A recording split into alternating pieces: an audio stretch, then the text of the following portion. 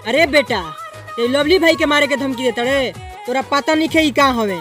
अरे बेटा ते लवली भाई के मारे के धमकी देता रे, तोरा पता नहीं खे का हवे। इनकरा से कबो भूल के भी मत जुड़िए। इस लसला गांव के बादशाह हणे। रोक के देखिए कि तोरे इलाका में रंगबाजी करी, तनी रोक के देखिए। हयारा जिला फतेहपुर के लइका हनी खिलिया दो। अरे हयारा जिला फतेहपुर के लइका हनी खिलिया दो, सारी तोहरे इलाका में धमाका करी। तोरा पछवाड़ा में दम हुई तो एक धमाका रोक के देखिए। छान के जादो जी खूंटा में बांध के लगी है वो गोड़ावा छान के कि बेटा तू गुंडई करबो 100,000 में, कि बेटा तू गुंडई करबो 100,000 में। तनिया के पता कर ली हो, कि तनिया के पता कर ली हो कि तोहरो से बड़ गुंडा सोनू भैया बाणे विक्रमगंज बाजार में। जोना बाप के ते दम पर कूदो तारे एक बेर उकारा से हम नाम पूछी हो। जोना बाप के ते दम पर कूदो तारे। विमलेश भैया सजुरइयो मत, ना तो ईंट से ईंट बजा दिए। कि बेटा विमलेश भैया सजुरइयो मत, ना तो ईंट से ईंट बजा दी है। और लगन होके चाहे ना तारा बहिनी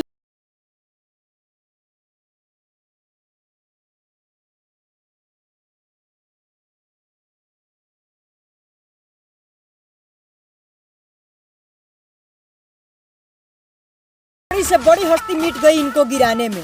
अरे बड़ी से बड़ी हस्ती मिट गई इनको गिराने में। बाबू तू कोशिश भी मत करना। अरे बाबू तुम कोशिश भी मत करना, तुम्हारी सारी उम्र गुजर जाएगी माफिया स्केडी को हराने में। अब आप पाया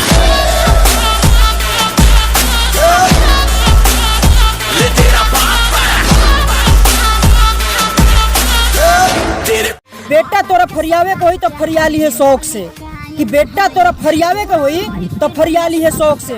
अरे तोरा से भी बड़ा बड़ा हस्ती कापेले, अरे तोरा से बड़ा बड़ा हस्ती भी कापेले मनु यादव मठिला वालू के खौफ से। हिरान हई नस धके तुर दे हई राइफल के नल पूरा हुर। हिरान हई नस धक। अरे लागत तोरा पता नहीं है कि तोरा जिंदगी के कितना दिन शेष बा। अरे लागत तोरा पता नहीं है कि तोरा जिंदगी के कितना दिन शेष बा। अरे बाबू तू गोली बंदूक दिखावत रे, अरे बाबू तू गोली बंदूक दिखावत रे। सर तहार उमरिया से बेसी प्रिंस भाई के थानावा में केस बा। जान हमरा नामवा के आगे अपराधी लागेला, झूठो पगल बारू प्यार में तू हम। ते बात बात पर अपना के गुंडा बताओ लॉस तो सब तोर गुंडई निकाल दी है। ते बात बात पर अपना के गुंडा बताओ लॉस तो तोर सब गुंडई निकाल दी है। बाबू चांदी गांव के कुलदीप भैया हमें ई बात बात पर खिसियालन ना। जहिया इनकर दिमागवा खराब भइल तोरा छतिया पर चढ़ के करेजवा काट ली है। बदमाश हम बड़े बदमाशी उमर कैद होके चाहे होके हमारा फांसी। बाबू ई बड़ बड़ बिगड़ल के 2 मिनट में सुधारे ले। अरे ई बड़ बड़ बिगड़ल के 2 मिनट में सुधारे ले। अरे जब अइबे नु इनकर एरिया में तो तनी शांत रहिए। हई ब्रेज वाला ओम बबुआन दौड़ा दौड़ा के मारे ले।